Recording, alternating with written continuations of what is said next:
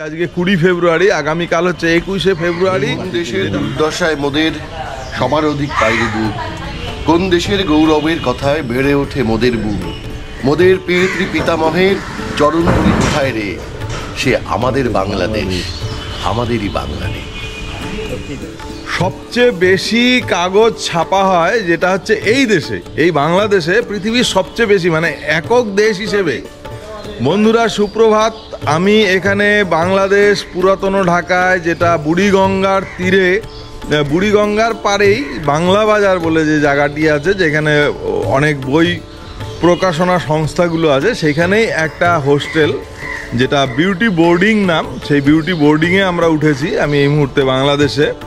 তো বিউটি বোর্ডিংয়ের কথা বললে যেটা বলতে হয় সেটা হচ্ছে বাংলাদেশের যে কৃষ্টি কালচার, সেটা পুরাতন ঢাকা তথা এই বিউটি বোর্ডিং থেকেই বাংলাদেশ তৈরির যে নকশা সেটা তৈরি হয়। এখানে বঙ্গবন্ধু শেখ মুজিব থেকে শুরু করে যারা ভাষা আন্দোলনের শহীদ, তার প্রচুর লোক এইখানে এসে এই বিউটি বোর্ডিং থেকেই সেই ভাষা আন্দোলনের সূত্রপাত এবং সূচনা হয়েছিল, যেখানে আমরা জানি বাঙালি আড্ডা প্রিয় এখনও সেই কন্টিনিউশন বজায় আছে। কালকে আমরা এখানে দেখেছি জলের গান, যে এইখানে সবচেয়ে জনপ্রিয় ব্যান্ড এই মুহূর্তে, তাদের সাক্ষাৎ এখানে পেয়েছি। এরকম প্রচুর লোক এখনও এখানে আসেন এবং তাদের মূল্যবান সময়, চিন্তা চিন্তন এইখানে ব্যক্ত করেন। সেই বিল্ডিং, পুরনো বিল্ডিং যেখানে পদরেণু পড়ে আছে সেই সমস্ত বিদগ্ধ বাঙালির, যারা বাংলা ভাষার জন্য প্রাণ দিয়েছেন, যারা পৃথিবীতে এমন কোনো উদাহরণ নেই যারা ভাষার জন্য প্রাণ দিয়েছেন। ভাষার জন্য একটা দেশ নতুন করে তৈরি হয়েছে, সেটা বাংলাদেশ, সেটা এইখানে, সেটা এই বিউটি বোর্ডিংয়ে, এইখান থেকে। এই মাটি আজকে পূর্ণ মাটি এখানে। তো যাই হোক, সেটা বলি। তার সাথে একটা কথা আমি বলবো, যে আজকে বললাম যে আজকে 20 ফেব্রুয়ারি, আগামীকাল হচ্ছে 21শে ফেব্রুয়ারি, যেটা ভাষা শহীদ দিবস হিসেবে সমস্ত বাংলাদেশবাসী শুধু নয়, পৃথিবীর যারা মাতৃভাষাকে ভালোবাসে তারা এই দিনকে শ্রদ্ধা এবং সম্মান জ্ঞাপন করে থাকেন। ইউনেস্কো 1999 সনে সম্ভবত এই দিবসকে মাতৃভাষা দিবস হিসেবে স্বীকৃতি দিয়েছে, পৃথিবীর মাতৃভাষা দিবস। এবং সেইটা দেখতে, অবলোকন করতে, উদযাপন করতে আমরা এখানে এসেছি ভারতবর্ষ থেকে, এবং সেটা কালকে দেখাবো। তার আগে একটা জিনিস বলি, আজকে সোশ্যাল মিডিয়া ভিজুয়াল যে সোশ্যাল মিডিয়া, সেইখানে সবচেয়ে জনপ্রিয় যেটা ভিজুয়াল ইন্টারাকশন যেটা হয়, যেটা বলি, সেটা হচ্ছে ইউটিউব। তো ইউটিউব মিডিয়ার যেটা দেখানো হয়, সেই ইউটিউবের যে সৃষ্টিকর্তা, গতকাল প্রথম আলো বা বাংলাদেশের প্রথম সারি একটা নিউজ পেপার বা খবরের কাগজ, বাংলাদেশে আপনারা হয়তো জানেন কি জানেন না, পৃথিবীর সবচেয়ে বেশি কাগজ ছাপা হয় যেটা হচ্ছে এই দেশে, এই বাংলাদেশে, পৃথিবীর সবচেয়ে বেশি, মানে একক দেশ হিসেবে প্রায় 2000-এরও বেশি কাগজ বা পেপার ছাপা হয় এই দেশে, এই বাংলাদেশে। তো তারই একটা কাগজ, সেটা হচ্ছে প্রথম আলো। প্রথম আলোর কালকে একটা প্রতিবেদন ছিল, যেটা হচ্ছে সাপ্লিমেন্ট থাকে, সেখানে ইউটিউবের প্রথম ভিডিও কার বানানো। ইউটিউবের প্রথম ভিডিও একদিন, অর্থাৎ পাক্কা 24 ঘন্টা বিশ্বে আনাজ কানাজ থেকে মানুষ মোট কত ঘন্টার ইউটিউব ভিডিও দেখে জানেন? সেটা হচ্ছে 100 কোটি ঘন্টা। এই 100 কোটিতে হয়তো আপনারও কিছু অবদান আছে। জানা যায় বিশ্বে ইউটিউব ব্যবহারকারীর সংখ্যা 200 কোটির বেশি। সবাই মিলে প্রতিদিন অন্তত 100 কোটি ঘন্টার ভিডিও তো দেখতেই পারে, কিন্তু প্রতিদিন কোটি মানুষ তো ওয়েবসাইটে বুঁদ হয়ে থাকে। সেখানে প্রথম ভিডিওটি কি ছিল সেই প্রথম ভিডিওটি কেই বা আপলোড করেছিলেন জানেন?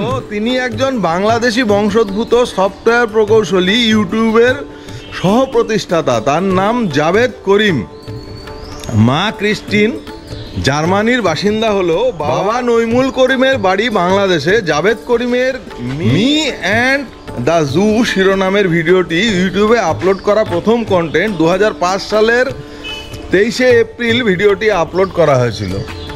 তবে মি অ্যান্ড দ্য জু কিন্তু কোনো ট্র্যাভেল ব্লগ নয়, সাধারণ ক্যামেরার কাজ, ফ্রেমিং, মিউজিক কিছুই এতে পাবেন না। সাদামাটা ভিডিওটি দেখা যায় তরুণ জাভেদ করিম দাঁড়িয়ে আছেন চিড়িয়াখানায়, পেছনে একটা হাতি। ভিডিওতে হাতির ব্যাপারে কিছু তথ্য দেন তিনি।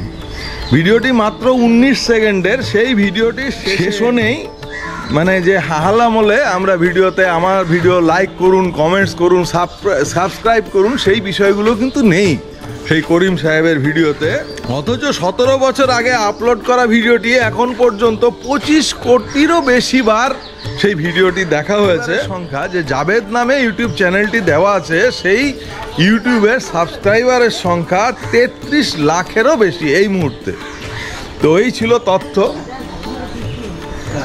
তো এইখানে যে বিউটি বোর্ডিংয়ের যে বিভিন্ন যারা জ্ঞানী গুণী এবং বৃদ্ধজনেরা এসেছেন, তাদের সমস্ত নাম একদম শুরুর দিকে, যেটা বলবো 50-এর দশক থেকে যাদের পদভারে মুখরিত বিউটি বোর্ডিং, বঙ্গবন্ধু শেখ মুজিবুর রহমান জাতির পিতা, শামসুর রহমান, সৈয়দ শামসুল হক, বেলাল চৌধুরী, দেবদাস চক্রবর্তী, আমিনুল ইসলাম, মোহাম্মদ কিবরিয়া, মুর্তুজা বশির, কায়ুম চৌধুরী, রফিকুন নবী, সমরজিৎ রায় চৌধুরী, ফজল শাহাবুদ্দিন, এইরকম পুরো যে নামগুলো দেখা যাচ্ছে, সমস্ত নাম এই মুহূর্তে এটা বলা সম্ভব নয়। আপনারাও এখানে আসবেন, দেখবেন। আমরা শুধুমাত্র এই যে এখানের এই ঐতিহাসিক যে স্মৃতি আছে, সেই স্মৃতি বিজড়িত স্থানের সেই ইতিহাসকে আবার নতুন করে দেখতে বা প্রত্যক্ষ করতেই এখানে আসা। সেই বিল্ডিংগুলো এখনও আছে।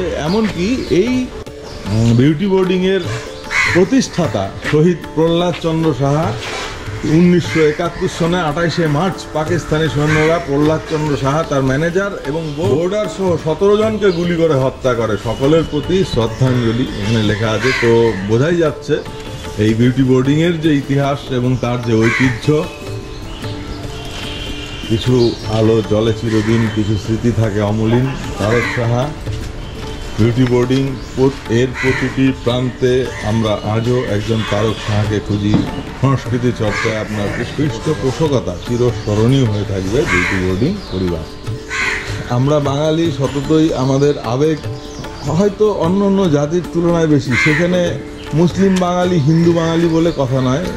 বাঙালি এক সময় বঙ্গ একটা প্রদেশ ছিল, সেখানে আজকে হয়তো রাজনৈতিক কারণে সেই দেশের ভাগ হয়েছে ধর্মের ভিত্তিতে, জাতির ভিত্তিতে, কিন্তু আমরা এখনো এক প্রাণ, এক মন। তো আমরা সেই পুরনো স্মৃতি, ইতিহাস, সেগুলোকে চারণ করতে ভালোবাসি। সেই উদ্দেশ্যেই এখানে আসা, যে সেই পুরনো স্মৃতি চারণ করব। যারা আজকে ভাষার জন্য শহীদ হয়েছেন, যারা দেশকে ভালোবেসে, দেশ মাতৃকাকে ভালোবেসে, মাকে, তার ভাষাকে ভালোবেসে এখানে শহীদ হয়েছেন, তাদেরকে আমরা স্মরণ করব আগামীকাল সেই দিন 21শে ফেব্রুয়ারি। তো সেই মাটি আমার বন্ধু সেটা উঠিয়ে নিচ্ছেন এখান থেকে, সেই পদরেণু, মানে চরণধুলি, যেটা বলে ভাইয়ের মায়ের এত স্নেহ কোথায় গেলে পাবে গো, ওমা তোমার চরণ দুটি বক্ষে আমায় ধরি। আমাদের এই দেশেতেই জন্ম, যেন এই মাটিতে। কোন দেশের দুর্দশায় মোদের সবার অধিক বাইরে বুক, কোন দেশের গৌরবের কথায় বেড়ে ওঠে মোদের বুক। মোদের পিতৃ পিতামহের চরণধুলি কোথায় রে, সে আমাদের বাংলাদেশ, আমাদেরই বাংলাদেশ। সেই পদরেণু নিয়ে যাচ্ছি আমরা, সেটাকে শ্রদ্ধা করি। এই হিসেবে সেটা আমাদের অবশ্যই স্মরণীয় তীর্থস্থানের মাটি যেমন নিয়ে যায়, বিভিন্ন ধর্মাবলম্বীরা বিভিন্ন তীর্থস্থানের মাটি নিয়ে যায়, কেউ জল নিয়ে যায়। যেমন মুসলমানদের সবচেয়ে হচ্ছে মদিনা, মক্কা মদিনা, সেখানে হজ করতে যায়, সেখানে জমজম কুয়ার পানি নিয়ে আসে। আমরা কোথাও গেলে পরে সেখানকার স্মৃতি যে মোমেন্টও বলা হয় সেটা নিয়ে যাই। তো সেটা অত ক্ষুদ্র বিষয় নয়, সাধারণ বিষয় নয়। এটা সেই হিসাবে এখানকার যে ঐতিহাসিক ব্যক্তিত্ব যাদের নাম উল্লেখ করলাম, সেই পদরেণু নিশ্চয়ই মিশে আছে সেখানে।